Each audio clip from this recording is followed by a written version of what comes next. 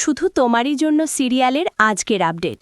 এপিসোডের শুরুতেই দেখা যায় রাহুলের বাবা রাহির জন্য প্রার্থনা করে, যেন রাহি যা চায় তাই পায়। তখনই সেখানে তিতলি চলে আসে। সে রাহুলের বাবাকে জিজ্ঞেস করে, আঙ্কেল, শুকালো এটা? তখন তিতলির মা বলে, আহা, এত তাড়াতাড়ি শুকায় নাকি? এটা যেটা দিদিভাই করেছে সেটা তোমার করা উচিত ছিল। এরপর দেখা যায় তিতলি তার বাবাকে বলছে যে এই বিয়েটা কোনোভাবে না করলে হয় না। তখন তিতলির বাবা বলে, তুই মন থেকে বলছিস না তুই এই বিয়েটা করতে চাস না?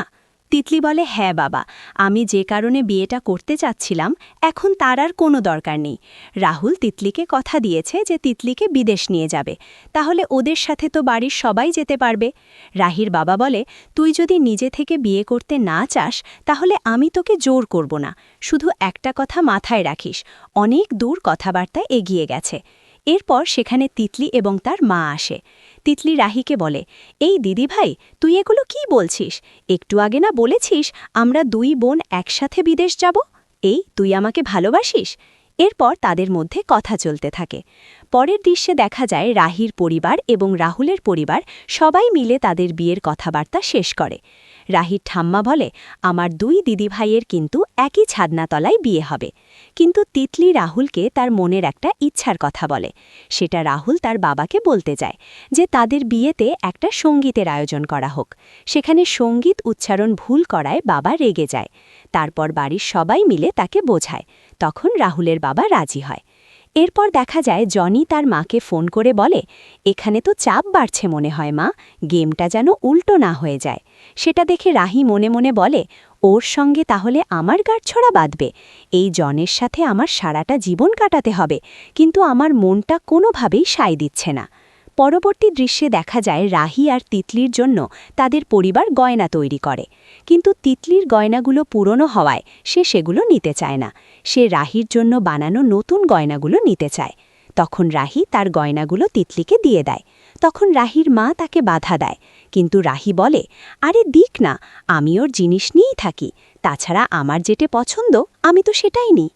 এরপর সঙ্গীতের অনুষ্ঠানে দেখানো হয়। সেখানে রাহুল আর তার ভাই বোনেরা মিলে অনেক হাসি ঠাট্টা করছে।